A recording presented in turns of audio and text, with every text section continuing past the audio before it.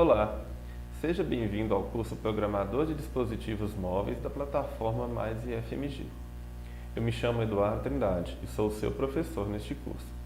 Essa é a nossa aula de número 3 e hoje vamos falar um pouco sobre ambientes de desenvolvimento. O ambiente de desenvolvimento ele pode ser entendido como uma coleção de procedimentos e ferramentas que a gente utiliza para desenvolver. Também podemos depurar e testar códigos e aplicativos através desse ambiente de desenvolvimento. É muito chamado também o ambiente de desenvolvimento por stack. Então, quando a gente fala, estamos indo desenvolver aplicativos utilizando a stack Node React Native. Essa é a nossa stack, ou seja, o nosso ambiente de desenvolvimento ele vai girar em torno dessas duas ferramentas. Obviamente, teremos aí outras ferramentas instaladas que ajudarão a complementar aí todo o ambiente para o nosso código. Então, nesta aula aqui, eu estou utilizando o sistema operacional Windows e eu vou mostrar para vocês o que é preciso estar configurado aí para que vocês comecem a desenvolver com React Native. Primeiramente, vocês podem clicar no menu Iniciar e procurar por PowerShell. O Windows PowerShell, né, a gente tem a possibilidade de executá-lo aqui como administrador. Então a gente vai fazer isso. Vamos executá-lo como administrador. Eu vou dar permissão aqui e ele vai abrir aqui para mim. Então, através desse terminal, né, de comando, a gente consegue digitar aqui instruções para que o Windows execute para a gente. É muito importante nesse momento que vocês estejam executando o PowerShell como administrador. Se vocês utilizarem o atalho do teclado, a janelinha do Windows aí, né, o atalho Windows X, ele abre uma barra de tarefas na esquerda, já com a possibilidade ali, a opção para vocês inicializarem o PowerShell como administrador. Tá? A primeira coisa que a gente tem que fazer aqui no PowerShell, assim que abrir, é digitar o seguinte comando: get execution policy. Tá? Esse comando ele vai nos dizer se a gente está com a permissão para poder utilizar o PowerShell como administrador. Quando eu dou um Enter aqui, no meu caso, ele deu o retorno restricted. O retorno restricted, né, ele significa que eu já tenho as permissões necessárias para trabalhar com instalações via PowerShell. Que tipo de instalação? Instalação de novos programas, instalação de softwares, de pacotes. Tá? A gente pode muito bem ir até um site, fazer o download manual e realizar a instalação, mas quando a gente está desenvolvendo, é muito comum que a gente utilize um gerenciador de pacote para agilizar todas as tarefas ali de instalação e configuração do ambiente. Caso o Windows PowerShell de vocês não tenha retornado a mensagem restricted, né, o que vocês podem fazer é rodar esse comando aqui, que é o set execution policy all signed, certo? Quando vocês rodarem esse comando, aí o PowerShell de vocês vai liberar todas as permissões necessárias para trabalhar com as instalações, ok? Outra coisa que a gente pode estar fazendo, assim que tiver com o PowerShell já como restricted, é a instalação do Chocolate, né? O que é o Chocolate? O Chocolate ele é um gerenciador aí, instalador de pacotes que a gente tem para o Windows. Através dele a gente pode simplificar o processo de download e instalação de novos softwares. No e-book a gente tem lá o comando para instalação do Chocolate. Eu vou colá-lo aqui, né? Um comando um pouco grande, mas ele vai fazer todo o download aí, ó, diretamente de onde? De chocolate.org/install.ps1. Certo? Quando vocês terminarem de instalar o Chocolate, vocês podem reiniciar o terminal de vocês também como administrador. Lembrando que a qualquer momento aqui no terminal, se eu digito CLS, né, eu consigo limpar a tela também e voltar para o início dele. Quando a gente digita choco espaço -v, depois de instalado o Chocolate, a gente consegue ver aqui a versão atual instalada. Hoje eu estou com a versão 0.11.3, pode ser que vocês estejam aí com uma versão mais atualizada. Tá? Agora que a gente tem o chocolate instalado na máquina, a gente consegue fazer a instalação dos pacotes necessários aqui via chocolate, via terminal. O comando para isso, a gente pode usar aqui, é o choco install "-y", para que ele aceite ali os questionamentos que possam vir a ter na instalação. Node.js -LTS, que vai garantir que instale a última versão estável do Node e não apenas uma versão que está ainda em fase beta para teste. Podem instalar Python 2 ou Python 3, né, que vai ser fundamental aqui também, e OpenJDK11. Notem que para cada ferramenta que eu estou instalando, eu deixo um espaço entre elas, né? Então, esse comando ele vai instalar para a gente tanto o Node, quanto o Python, quanto o OpenJDK, certo? Quando a gente roda esse comando, via terminal aqui tudo será instalado. Para eu poder verificar a versão instalada, basta eu digitar node -v e a gente vai ter aqui a versão, no meu caso, 16.13.1. Tá? Eu poderia colocar também npm-v para poder ver qual que é a versão do npm que foi instalado juntamente com o Node. O npm é o gerenciador de pacotes do Node. Eu posso digitar python espaço --version para poder ver a versão do Python que foi instalada, a versão 3.10. E eu posso também ver a versão do Java que foi instalado, né? Digitando Java espaço --version.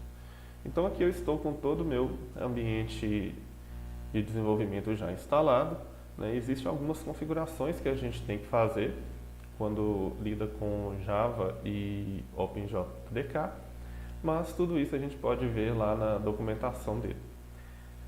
Outra coisa, o npm, né, através dele a gente pode instalar, se for da preferência de vocês, qualquer aplicação com estado global, ou seja, para toda a máquina ter acesso.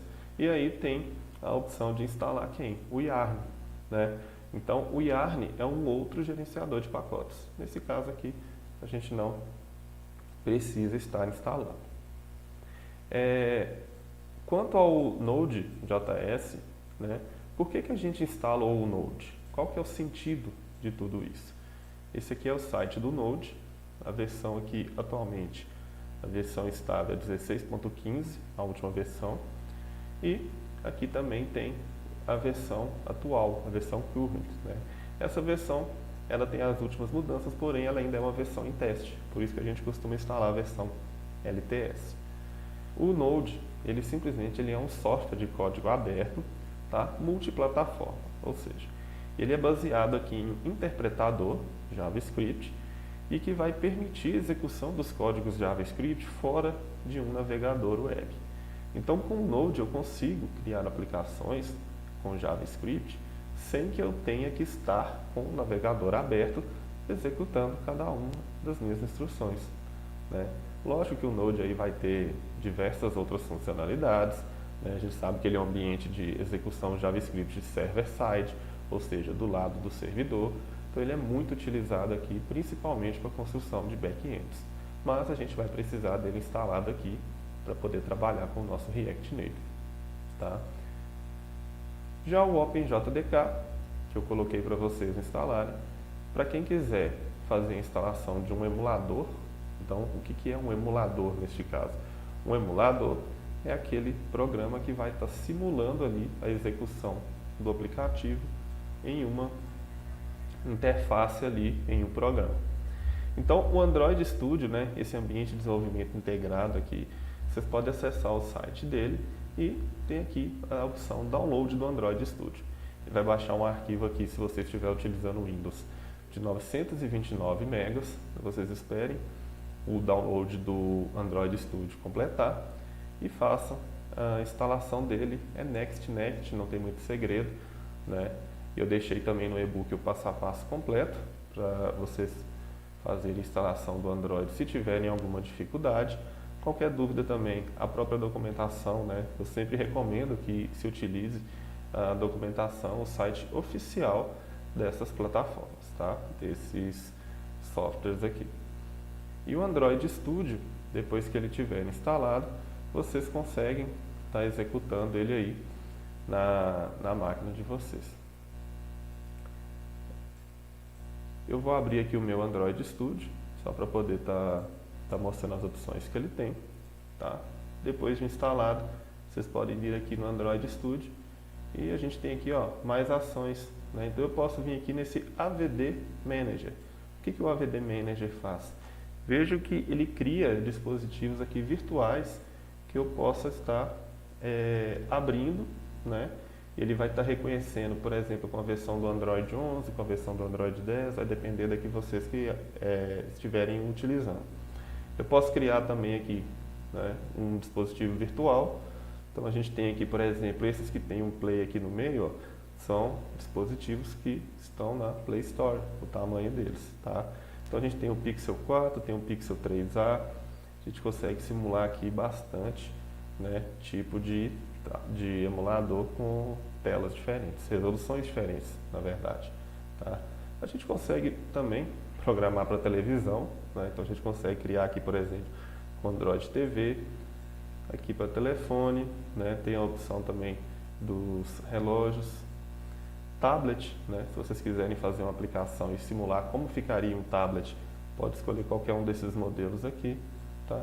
E também agora a gente já tem para dispositivos de veículos automotivos, né? Então para carro ali, hoje em dia a gente já tem aplicações aí, por exemplo, Android para carro, até mesmo para iOS, e a gente consegue fazer aqui. Então o nosso caso aqui é bem simples, a gente pode pegar para fone, né? Para telefone. Basta escolher aqui o tamanho do dispositivo que a gente quer. Quando vocês chegam nessa tela, tem aqui a opção de qual Android vai utilizar, né? Android 11 já está na Play Store, tem o Android 10, Android 9. Né? Aqui eu poderia estar fazendo o download aqui dessa versão. Então, eu poderia simplesmente clicar aqui em download. Aqui em outras imagens já mostra, né, outras opções que a gente tem de estar baixando. Esse x86 imagens é porque é o seguinte, né? Se vocês estiverem utilizando um sistema operacional aí com 32 bits, e aí é recomendado que vocês olhem isso lá em propriedades do meu computador, aí vocês podem criar diretamente as imagens aqui voltadas para 32 bits, tá? Mas eu recomendo que vocês utilizem sempre aqui o que está recomendado, façam o download quando for necessário. Neste caso aqui eu cliquei em download, ele vai baixar aqui 1 GB, né? Então é um ambiente aqui novo, instalado.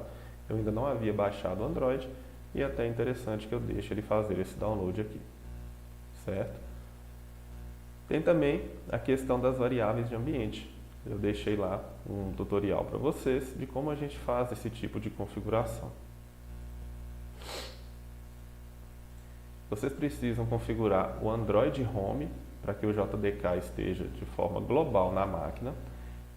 A pasta Android/SDK, tá? Também temos aí um tutorial pronto para isso. Após a instalação de todas essas ferramentas, né, e do Android Studio, vocês estarão com o ambiente de desenvolvimento pronto para começar a desenvolver. Lógico que se a gente vai começar a desenvolver, é interessante que a gente utilize aqui um editor de textos. E o editor de textos que eu indico para vocês é o Visual Studio Code.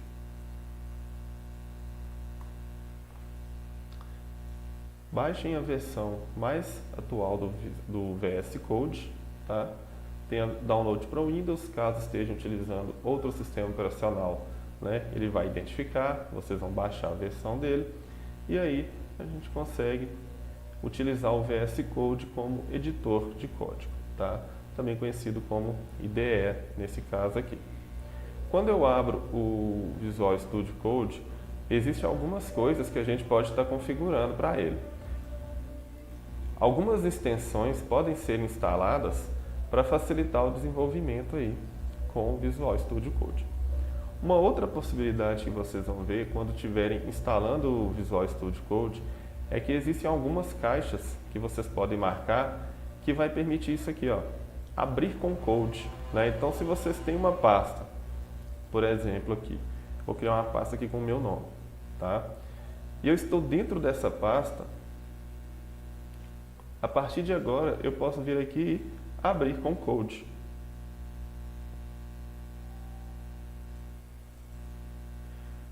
O Visual Studio Code vai abrir diretamente na pasta que eu mencionei.